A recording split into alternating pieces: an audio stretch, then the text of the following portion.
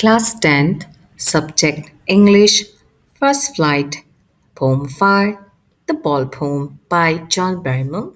Hello everyone, this is Faye, and I'm just so happy to see you again. And as you know, we have with us Awa. Hello everyone. So, are you ready to go ahead with another poem? Yes, obviously. Right, friends? We are ready to go ahead with the new poem hour. So tell me, which poem are we going to carry on ahead with? We are going to go with poem 5, and that's the ball poem. So, do you want to have a look at the porch view, Faye? Oh, yes, I'm always so excited about the porch view because there's always something to know about what we're going to learn ahead. So, should we get started? Our yes, of course. Just have a look. All right, in the porch view. All right, let me just read it. Little me in my teens, busy in my little means. When feel a little odd and get a little of your note, fly in me a little of courage, for that fur touch is in my storage. All right? Little me in my teens, busy in my little means. Far in the absence you're felt, spanned in gold of melt. Knew of that little of me, has now become a sort of hay created by Pretty Polly. Okay, so now what do you understand from this, Faye? Can you please tell me? Well, I'm not saying you tell me the all of it, but just if you can just tell me what you get from here or what you understand. Well, I think I'm getting it because I can see there are two pictures, all right? There's this boy and here it says that little me in my teens. So this boy in his teens and like teen boys, teen kids, they are busy in their little means in their busy small lives of studies and friends and hanging outs and many more things. But then the boy is saying that when he feels a little odd. Here, a little odd means different crises of emotions, like whether anger or upset or insulted or being disappointed, right? So that's how I see. And then he says here, and get a little of your node. So node doesn't literally mean, it means like normally we see okay gesture of positive facial expression, but here I think he refers to that little positive support and a warm that he gets from somebody. And when he says this, fly in me a little of courage, for that fur touch is in my storage. So I think he is referring to his mother, probably because he says here that when he was in his teens, right, and he was going through, he was busy in his little world, but then whenever he was upset, he had a soft touch, to help him or to give a positive note that could give him a courage. But then on the other side, wow, what I see is it's a little opposite. I mean, there's the same boy is alone, and he looks a bit grown up now. So here it's opposite to what I have read in the first left side. He says again, little me in my teens, busy in my little means. All right, maybe it's just he's again recalling that he was busy in his world, being teen, and now he refers here, far in the absence you have felt. So he now the mother is not there, and he's talking about her absence that he felt, spanned in gold of mel. Basically, span means extreme, parallel to both the sides. But then here we are going to refer it, the effect of the words is gold shines because of the process of melt. So melting process is hard. So here maybe he's referring, maybe the time is referred here, to show that he had in the absence that he has felt, that has brought him to this shine in life because he had gone through the process of melting, like different emotional crisis. And now here it says, knew of that little of me, that after, it's like the new version of him after all these things has now become a sort of he. So now, after experiencing the touch of loss, he has turned out to be a mature and a grown up person. That's what I see here. Wow.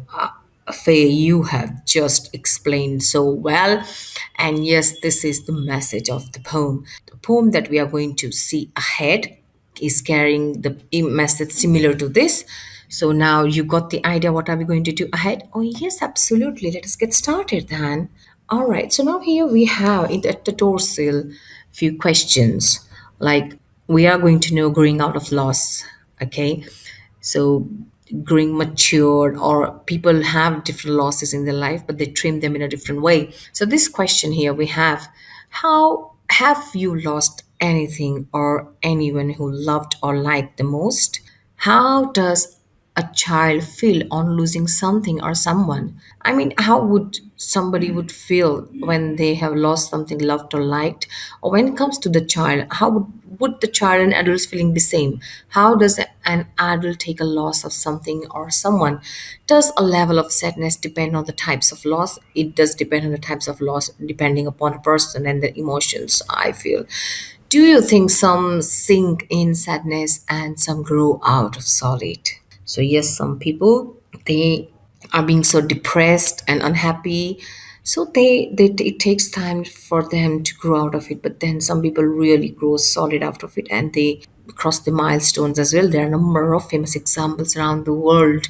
All right. So now after having this, we are just after reading these questions at the doors, let us see what answers we have got to meet in the poem ahead. All right. So let us just know a bit about the poet. So, Faye, would you like to go with the poet? Oh, yes, I would like to. So, friends, basically, this is an image of the poet of the poetry, and he's John Berman. And his name is John Allen McAlpine Berman, was an American poet and scholar. He was born on October 25th, 1914 in McAlester, Oklahoma, United States. And he died on January 7, 1972, Minneapolis, Minnesota, United States. And he was a major figure in American poetry in the second half of the 20th century and is considered a key figure in confessional school of poetry. So, friends, we know the beautiful poem, the ball poem that we're going to learn that's written by John Berman, and we know the place of his birth and death. And we also know that he was an American poet as well as a scholar and he has enjoyed being a major figure in American poetry in the second half of the 20th century, and he was considered to be the key figure in confessional school of poetry, and it was really great to know about the poet. And now we are going to give a nice read to the poem. All right, his best known work is the Dream Songs. All right, so now let us just read the poem. Awa, I'm sorry, but I'm going to take the read of the poem. Would you mind? No, I don't mind. You can carry on. So, friends, in the hallway, we are going to learn poem 5, the ball poem. And in the ball poem, see, a boy loses a ball. He is very upset. A ball doesn't cost much, nor is it difficult to buy another ball. Why then is the boy so upset? Read the poem to see what the poet thinks has been lost and what the boy has to learn from the experience of losing something. So let's just read it. What is the boy now? Who has lost his ball? What what is he to do?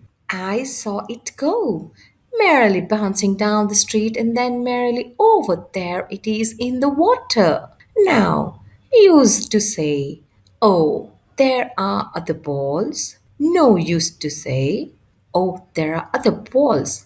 An ultimate shaking grip fixes the boy as he stands rigid, trembling, staring down all his young boys into the harbor where his ball went. I would not intrude on him. A dame another ball is worthless. Now he senses for responsibility.